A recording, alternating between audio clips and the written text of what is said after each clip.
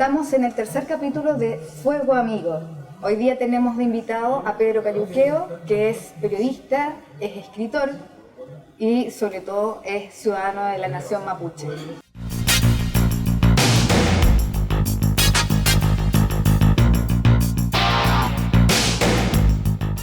¿Cómo estás, Pedro? ¿Qué tal, Karen? Muy bien, encantado de estar aquí conversando contigo. Hemos conversado muchas veces, ¿cierto, Pedro? Sí. Había una pregunta que te molestaba y que te la hice varias veces y no me la contestaste. ¿Qué pregunta fue esa? ¿Estuviste en la CAM? Sí. Partimos de inmediato. Sí, estuve. Nadie dijo que sería fácil. Estuve en el inicio de la CAM. Ahí conocí a muchos hermanos que hoy día siguen siendo parte de la organización. Caminé con ellos, estuve preso también con algunos de ellos. Y luego yo tomé otro rumbo más bien vinculado a mi actual oficio de comunicador. Claro. Pero ahí está mi escuela, digamos. ¿Pero qué piensas de esa escuela? ¿Cuál es tu legado político de la CAM? A ver, yo soy muy respetuoso de todos aquellos que en determinado momento de su vida deciden dejar de ser observadores y pasan a ser actores para transformar la realidad que lo está oprimiendo en este caso, que era una realidad muy dura la que vivíamos los mapuches, por ejemplo, en la década de los 90, en la década de la transición democrática, que sabemos que dejó muchos heridos en el camino, y entre ellos el pueblo mapuche que se vio afectado inmensamente por todas las políticas neoliberales que se implementaron a partir del retorno a la democracia. Hubieron conflictos emblemáticos en ese tiempo. Ralco, ¿te acuerdas? Yo era un chico, yo tenía 22 años. Ya. Y estuvo el caso Ralco, estuvo el caso Pangue, estuvo el caso del bypass de Temuco, megaproyectos de obras públicas, megaproyectos privados, en fin. Y todos tenían como características que afectaban territorio y patrimonio de las comunidades mapuches. Y estábamos hablando no de dictadura, estábamos hablando de la democracia. De un gobierno democrático, Patricio Aylwin, Eduardo Frei. Y también coincide en esa década con las primeras grandes cosechas de las forestales que habían plantado en la década de los fines 70, comienzos de los 80. Entonces coincidió con las primeras cosechas de los bosques forestales. Y eso fue agudizando un escenario en donde existió mucho al principio violencia patronal hacia las comunidades. Existía mucha violencia incluso de guardias armados que operaban a favor de las forestales en aquel tiempo. Pero es en aquel tiempo, Pedro. Ahora ya no sucede eso, porque mi impresión es que sigue sucediendo, que hay una continuidad en esas políticas privadas amparadas por lo público.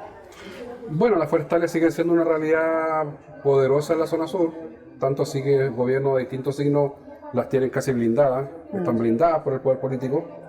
El actual gobierno también. O sea, el estado de excepción en la zona sur no se explica sino como una forma del gobierno de garantizarles a las madereras, a las forestales, la explotación de los predios que están hoy día produciendo madera para la celulosa. Acerrín. Sí, entonces yo diría que hay un escenario que no ha cambiado mucho. Claro. Pero quizás lo que ha variado en el tiempo, yo me he dado cuenta, es que la sociedad chilena ahora tiene una comprensión distinta de los temas indígenas. La sociedad chilena hoy día ya ha entendido algunas cosas. ¿No hemos integrado finalmente a los mapuches como nuestros? Yo sé que es súper feo lo que estoy diciendo, porque así como nuestros pueblos originarios es una cuestión que a mí me suena muy mal. Pero lo que voy es que antes eran ustedes los otros, y ahora se ha integrado. Yo tengo sangre mapuche, yo tengo una cosmovisión muy parecida a la de ellos, hay un despertar como de empatía. Finalmente con el pueblo mapuche, ¿eso ustedes lo sienten o en realidad? Yo creo que se ha hecho una pedagogía larguísima a través de las décadas, las últimas décadas, en la cual las nuevas generaciones de la sociedad chilena han ido comprendiendo este tema y han ido abrazando este tema. Creo que hay personas mayores, adultas, situemos los mayores de 50 o quizás mayores de 40, que todavía les cuesta el tema indígena, que todavía les cuesta entender la plurinacionalidad, les cuesta entender los conceptos como autonomía, no hemos visto la discusión de la convención. Eso te quería preguntar, ¿qué te parece a ti? Porque Huenchumilla dice que lo que están haciendo es simplemente ponerse al día con el convenio 169 de la OIT y que no pasaría más allá de eso, que el sistema no cambia, que en realidad todo sigue más o menos igual, pero es plurinacional y tiene un alcance que tiene que ver con los derechos de los pueblos indígenas. ¿Eso es así o te parece que...? Hay una puesta al día. Ya. Hay una puesta al día de Chile en torno a la experiencia comparada mundial en materia de reconocimiento a pueblos indígenas.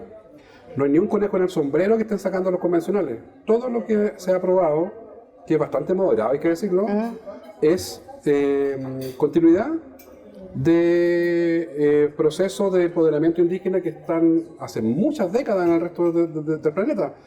En Estados Unidos, por ejemplo, o Canadá, que es el mundo anglosajón, el mundo donde las tribus indígenas tenían tratados con la corona británica en el pasado, en fin. En ese mundo las autonomías indígenas existen hace 50 años, los autogobiernos, la policía propia, los sistemas de justicia paralelos, existen hace muchísimo.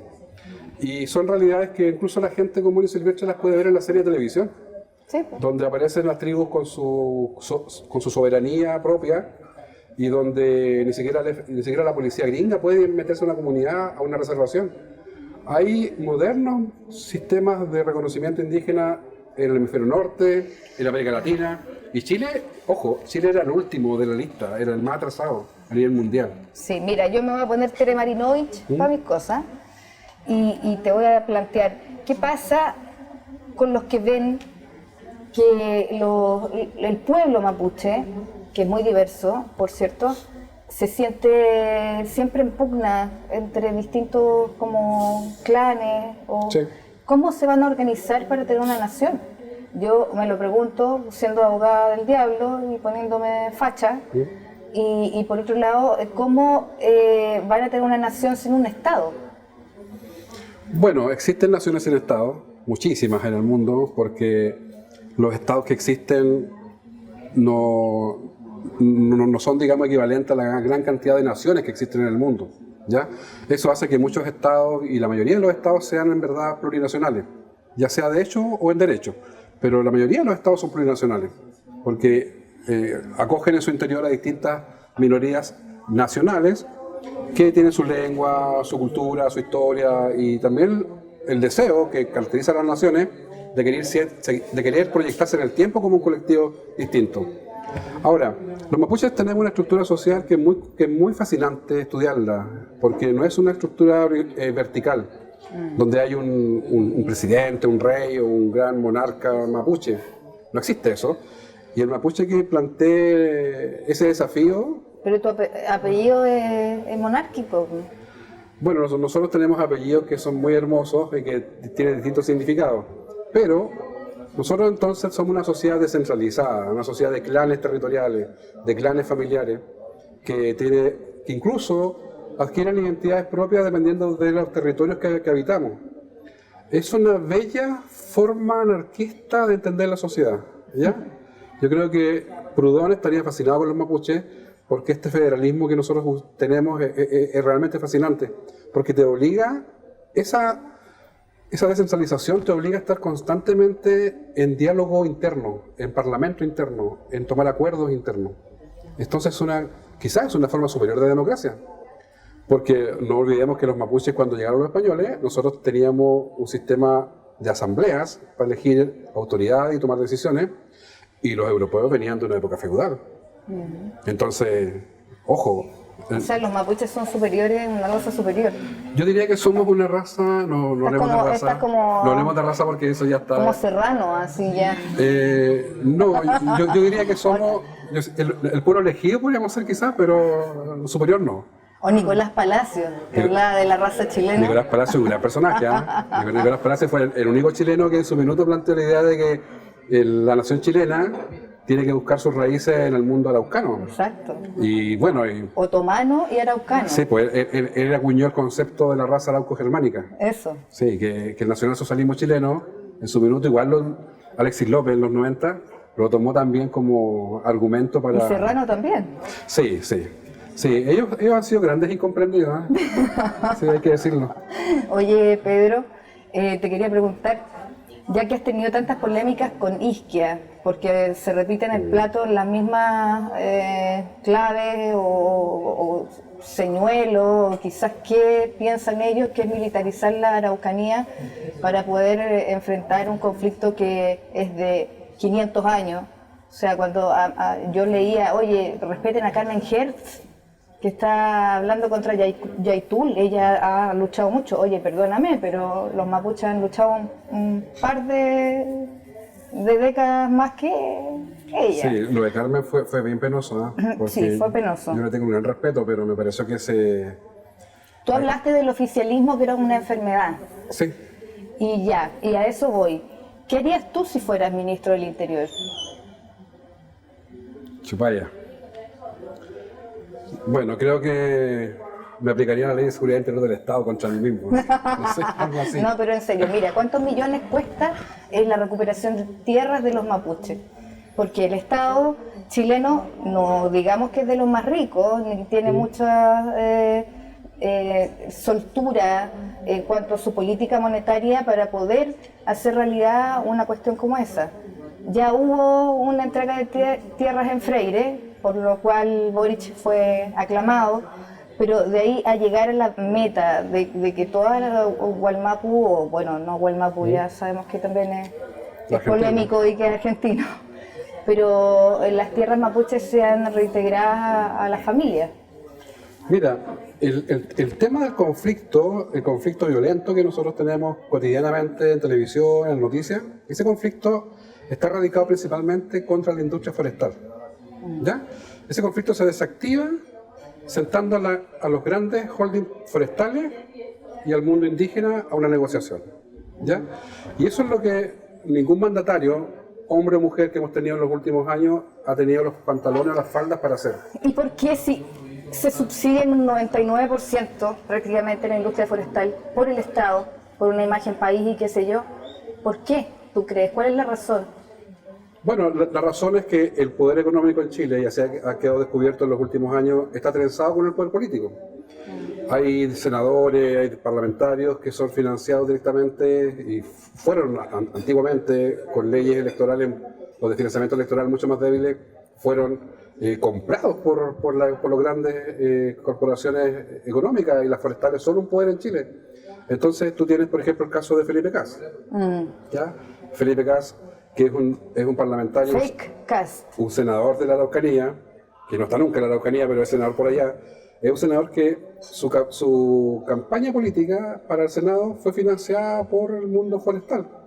Y a él lo tienes impulsando constantemente un discurso de odio racial hacia los mapuches y hacia el movimiento mapuche, y también impulsando leyes especiales que protejan, por ejemplo, la industria maderera, existiendo ya en el Código Penal delitos que están asociados al robo o al hurto o a lo que sea, al incendio, por ejemplo. Pero Felipe Kast tiene una fijación respecto de aumentar las penas y aumentar las sanciones para quienes atenten contra la industria. Bueno, uno se entiende la xenofobia, el racismo que existe y que además es como fratricida, diría yo, porque todos somos algo mapuche. De solamente imponer la ley antiterrorista en la 9ª región y el resto salva. O sea, anarcos que han hecho cosas bastante duras, incendiar cosas, qué sé yo, ahora en el estallido, no están procesados por la ley antiterrorista. No, hay una aplicación racial de esa ley. Eso lo dijo la Corte Interamericana de Derechos Humanos en varios fallos que han habido en los últimos años sobre causas mapuches que llegaron a la Corte Internacional. La Corte estableció y condenó a Chile por aplicación arbitraria y discriminatoria de la ley antiterrorista contra líderes mapuche. ¿Qué quiere decir eso? Que hay una aplicación racial de la ley. O sea, es terrorista un delito que se comete al sur del Biobío, pero ese delito al norte del Biobío no es terrorista. No es terrorista. ¿Cachai? Y eso es muy gráfico. Yo a veces me pregunto cuando escribo mis columnas o escribo sobre esos temas, ¿cómo la gente no se da cuenta de eso? De que la quema de un vehículo en la zona sur, inmediatamente se habla de terrorismo mapuche. La quema de un vehículo en algún barrio de Santiago o una micro pasa a ser un delito común. Sí. Y esa divergencia en la aplicación de la justicia está cruzada y yo creo que contaminada totalmente por un racismo histórico en este país contra los pueblos originarios. Y el mapuche en particular, porque los mapuches hemos estado 4 siglos presentes de forma protagónica en la historia de Chile. Nosotros no somos un movimiento social que apareció en los últimos 30 años. El pueblo mapuche ha cruzado toda la vida republicana y colonial de Chile. Entonces somos un tema gigante y algún día llegarán al poder hombres o mujeres sabios que sepan lo que hay que hacer con nosotros. Estamos a 24 de junio, justo para Huetipantú. Dije bien, Huetipantú. Sí, muy bien pronunciado. Ya, excelente, porque sobre todo el lenguaje es fonético, ¿cierto? Sí. Y hay palabras que se escriben de una forma pero se pronuncian de otra. En realidad el mapuzungún o mapudungún es muy difícil de aprender, ¿o no? Mira, a quien le sale perfecto es a los gringos. Sí, porque por ejemplo no es Mari Mari, es Mari Mari. Mari Mari. Sí, como si fuera como un extranjero hablando, digamos, español. Y muchas palabras, la pronunciación es la que determina si tú eres hablante o no hablante de la lengua. Entonces, porque ahí uno se da cuenta. Pero es una lengua hermosa, ¿eh? Muy linda. Y en fechas como esta, que por segunda vez en la historia de Chile, por segundo año, la fecha del junio de los años nuevos indígenas es feriado en Chile, yo creo que da cuenta del poco cariño y respeto que nos han tenido durante mucho tiempo. Piensa tú, Karen, no había ningún feriado de pueblos indígenas en Chile, ninguno.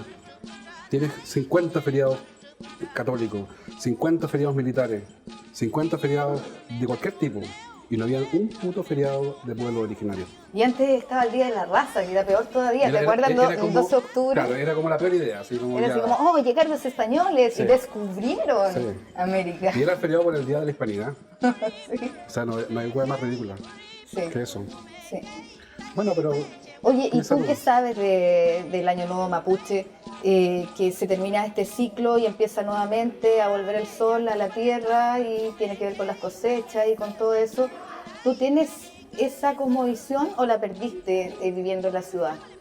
No, está presente. Está presente porque yo tuve una crianza bastante tradicional ya en los temas mapuche, donde la lengua, la cultura, todo era bastante natural en mi territorio. Yo soy de Rayintuleufu, Entre Ríos, un sector muy tradicional de Cautín, donde los guillatunes siempre fueron gigantes, donde se practicaba el palín, donde había el mingaco, donde había muchas actividades. ¿Qué es mingaco? El mingaco es como el trabajo comunitario. Ya, como la minga. Sí, donde las familias se reúnen para la cosecha, para los distintos trabajos que hay en el campo. Entonces, para mí la vivencia mapuche es muy natural llevarla y cultivarla, ¿ya? Soy de las personas que, por ejemplo, cuando va a un lugar, a un territorio, a un parque, o donde sea, que intenta hacer algún tipo de rogativa para pedir permiso, que son cosas propias de nuestra cultura, en donde tú no puedes llegar y meterte a un lugar, tú tienes que tener un respeto profundo por los ñen, por los dueños, los espíritus protectores de esos lugares. Esas cosas, yo creo en esas cosas. Y se las he transmitido a mi hija también. Y son cosas que encuentro bonitas, que te hablan de una cultura de respeto. ¿Y cómo se lleva eso con tu occidentalismo? Porque mucho te criticamos, me incluyo, en un momento de tu vida en donde tú te hiciste conocido y tu mapuchismo era como el que salía en Plan Z. Yo te molestaba, como mapuches millonarios, ahora estoy en Nueva York, ahora estoy...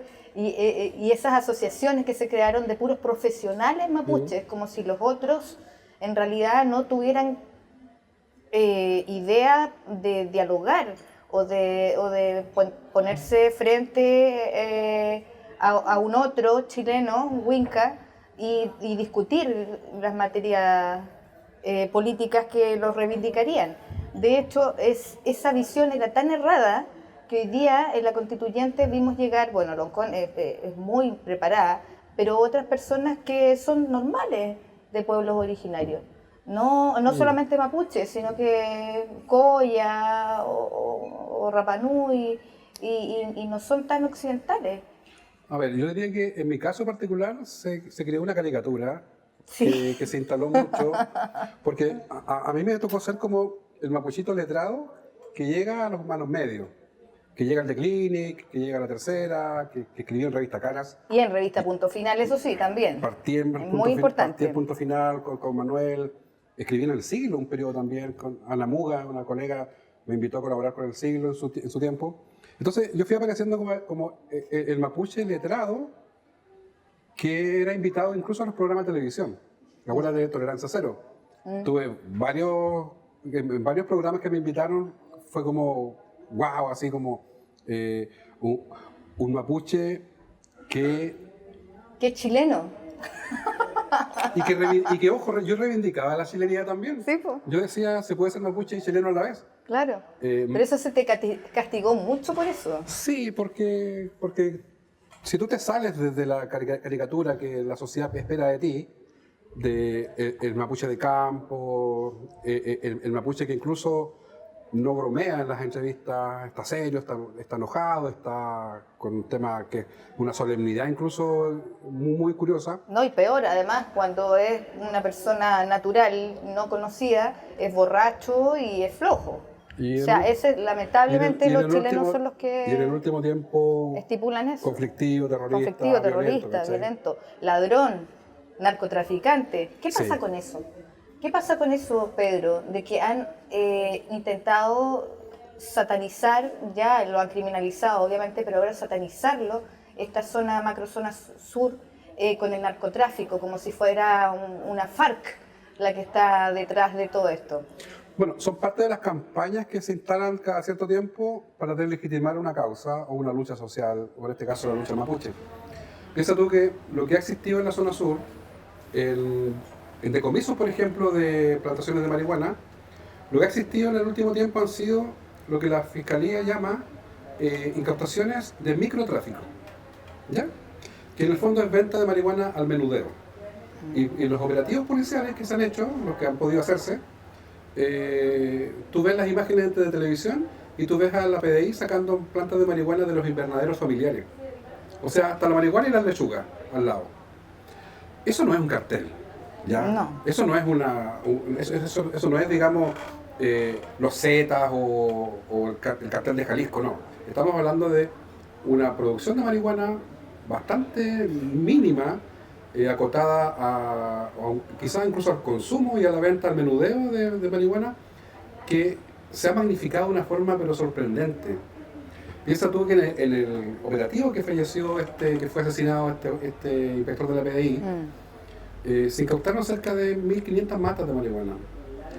En decomisos que se han hecho en la zona central de Chile, La Ligua, en la zona precordillerana de la costa, se han incautado 30.000 matas de marihuana. Claro. O sea, estamos hablando de que En San Felipe. no hay una proporción real en torno a cómo se tergiversa lo que sucede en la macrozona sur.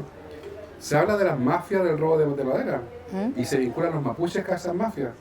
Bueno, el robo de madera es un clásico sureño de décadas. Es como el avigueato. El avigueato era un delito célebre en los campos del sur. Probablemente había mapuches involucrados, chilenos involucrados, porque yo no Si hasta Pato Mansa arriba en la cordillera, pues, sí, bueno, una cuestión. Arriba de la cordillera es un gran homenaje al avigueato Claro. y al robo de animales. Y la verdad es que hay una pérdida de foco cuando se analiza el tema indígena y el tema mapuche. Todas tienen características que son grandilocuentes, todo. Tú ya no hablas de un asesinato, de un robo, tú hablas de crimen organizado. Y suena casi como Al Capone, Claro. con su mafia. Tú no hablas de microtráfico, tú hablas de carteles desde la droga instalados en la zona sur.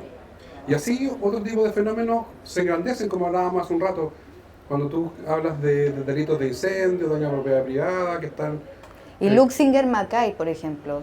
El caso de Luxinger Mackay fue un crimen horroroso, un crimen que yo tengo la convicción parte desde el asalto a una hacienda, que termina pésimo, y termina con la muerte de ambos ancianos, pero que se intentó vincular desde un inicio al tema indígena, e incluso a la CAM en su inicio. Sí.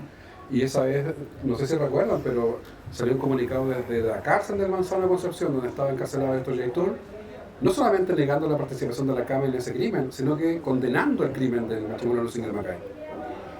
Entonces, a uno le corresponde como periodista Claro. ir despejando esa cantidad de desinformación. Esa niebla. Oye, y hablando justamente de Yaitul preso, ¿cómo se desordenó el movimiento mapuche durante ese tiempo? ¿Y cómo se inculpó también a Celestino Córdoba y a ¿cómo se llama ella que está ahora? La Machi Francisca Linconao. ¿Cómo el Winca o el Estado chileno realmente no entiende la dirección de Yaitul? Que cuando está preso, en realidad parece que hubiese un caos mayor dentro de la Araucanía. Ese es mi parecer, por lo menos. No sé si estaré muy equivocada, pero creo que él ordena un poco en la jerarquía lo que va sucediendo en el pueblo mapuche y en su lucha. Héctor es un referente importante del mundo mapuche. Héctor es un referente muy importante para el mundo radical mapuche. Ya él tiene una trayectoria larguísima. Él es un dirigente con quien yo quizás puedo no compartir su método o la forma en que él plantea la lucha mapuche contra el Estado. ¿Y cómo tendría que ser esa lucha? Yo creo que se ha desaprovechado la capacidad política y diplomática que tiene el pueblo mapuche. Yo creo que el pueblo mapuche ha dado lecciones históricas de ser un pueblo que sabe de resistencia, pero también sabe mucho de parlamento y de diálogo. Eso me hablabas tú, el parlamento que se hacía con los españoles que duraba largas temporadas. Yo creo que ahí hay una desaprovechación de parte del mundo indígena de una capacidad cultural instalada que hoy día además goza de un respaldo ciudadano gigante. No es menor que la bandera mapuche haya sido el símbolo del estallido social. No es menor que la primera presidenta de la convención haya sido Elisa Roncón.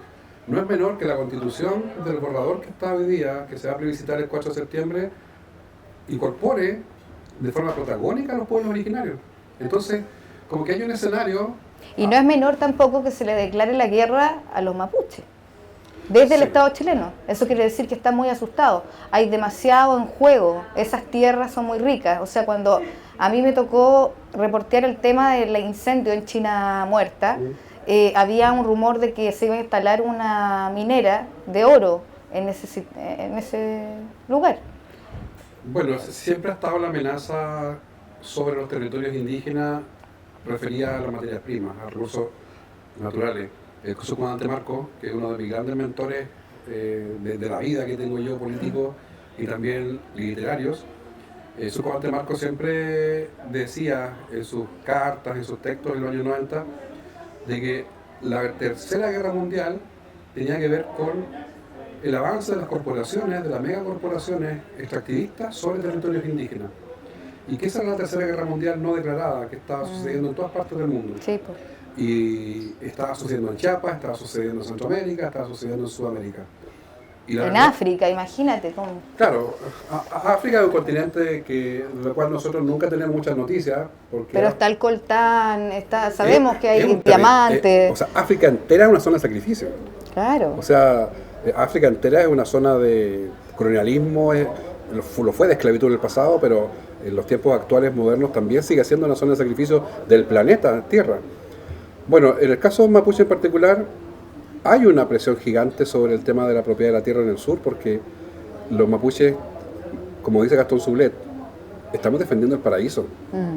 La zona sur, la macro zona sur, como le llama Carabinero, el Gulumapu le llamamos nosotros a esta parte del territorio oeste, es una zona riquísima, riquísima en minerales, riquísima en agua, riquísima en bosques, riquísima en todo aquello que las grandes potencias mundiales o el primer mundo requiere para sobrevivir.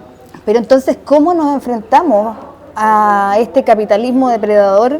Porque al final no es una cuestión solamente de ustedes, es una cuestión de todos. Sí. Sí. Y nuevamente volvemos a la tesis marxista, ¿cachai? Y que no tiene que ver con solamente xenofobia, sino que tiene que ver con la clase. Sí.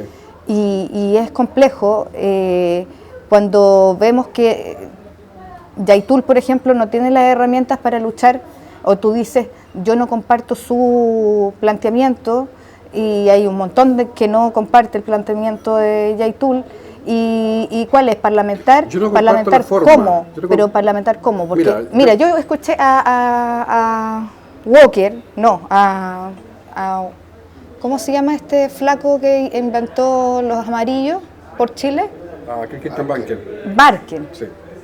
Bueno, Barken decía en uno de sus programas, muy suelto de cuerpo, haciendo una asociación absolutamente imbécil, a mi gusto, dice, ¿por qué los indios pudieron conseguir su liberación y su autonomía pacíficamente con Gandhi? Gandhi, un tipo que se fue a Inglaterra a educar, que trajo de ahí la idea de que había que abolir las castas y que había que... un montón de cosas que eran foráneas, que él se dio cuenta afuera. ¿Y por qué no lo hacen los mapuches? ¿Por qué no abrazan el pacifismo y se convierten como en un Gandhi y así luchan en contra de las injusticias del Estado? Era así como para llamar por teléfono a la radio y decirle, oye... Mira, ahí... Pero... Yo te podría decir que si algo caracterizó tanto la lucha de liberación en India como en Sudáfrica con Mandela, no fue precisamente el pacifismo. La desobediencia civil es una actitud subversiva. La desobediencia civil es subversión, es subversión del orden, es subversión del establishment, es subversión de los grupos que están apoderados digamos, de un Estado o de un país. Y la desobediencia civil fue el lema de Gandhi, fue el lema también de Mandela en su última etapa. Porque también Mandela, en su primera etapa, fue acusado de terrorista. Exacto. Y estuvo encarcelado por acciones armadas. Sí. Entonces, a ver, cuando yo planteo un contrapunto con respecto de Héctor, por ejemplo, yo el contrapunto lo planteo en la forma, no en el fondo. Yo comparto el diagnóstico que tiene la CAM, absolutamente. Lo comparto desde que estuve ahí. Yo milité con ellos, entonces yo soy parte también de ese diagnóstico que ellos hicieron en su minuto. Sí, Rafael Gumucio decía que tú eras un encubridor, de hecho. Sí, cuando empezaste y Rafael Gumucio es un pelotudo gran parte del día, entonces no, digamos que... Oye, calmemos los ánimos, vámonos a una pausa y volvemos al último bloque. Gracias, Pedro.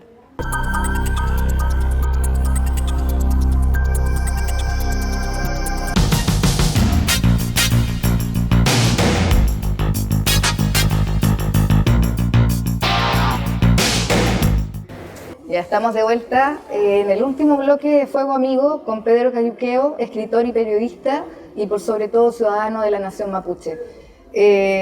Bueno, ya para terminar esta entrevista, me gustaría saber cómo fue que tú llegaste a asesorar a Isquia antes de que ella lanzara una cuestión refrita que en realidad no sirvió para nada, más que para apocarla en su cargo, lamentablemente, y dejarla indefensa, o sea, que la reciban con balaceras.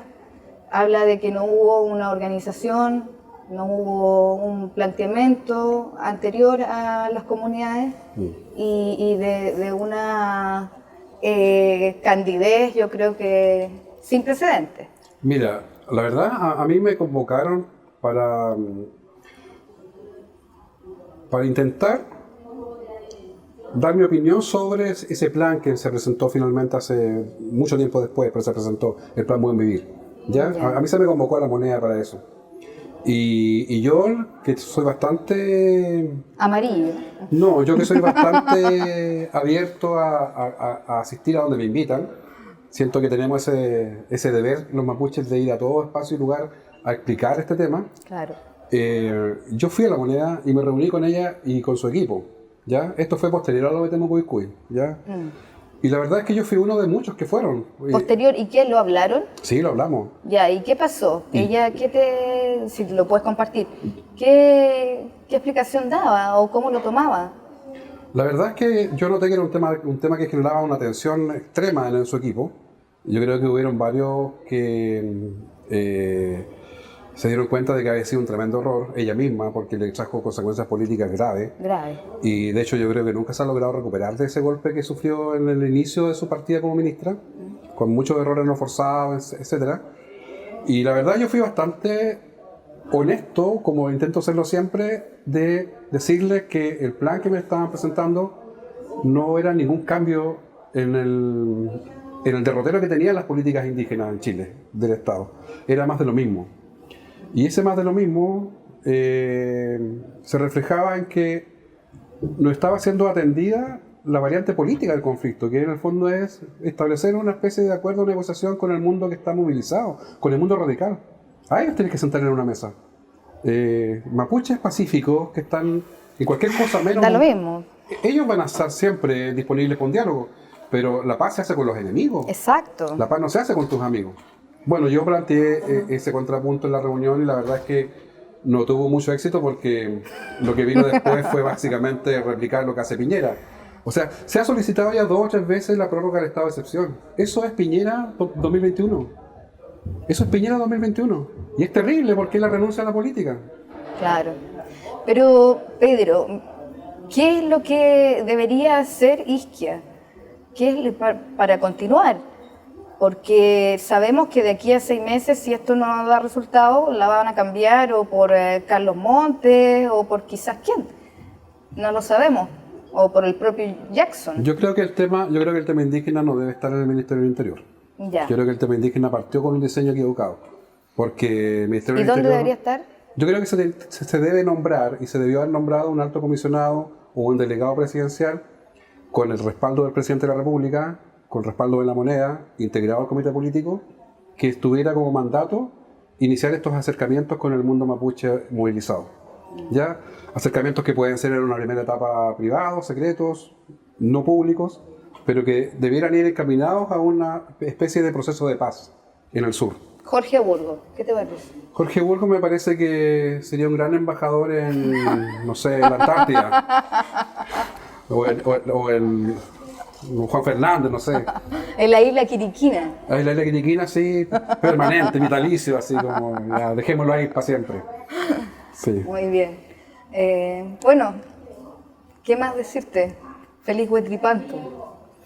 Gracias, y que sea un gran año también, un nuevo ciclo para ti, para tu programa, y bueno, y esperamos verte siempre de comunicadora, que lo haces perfectamente bien. Muchas gracias.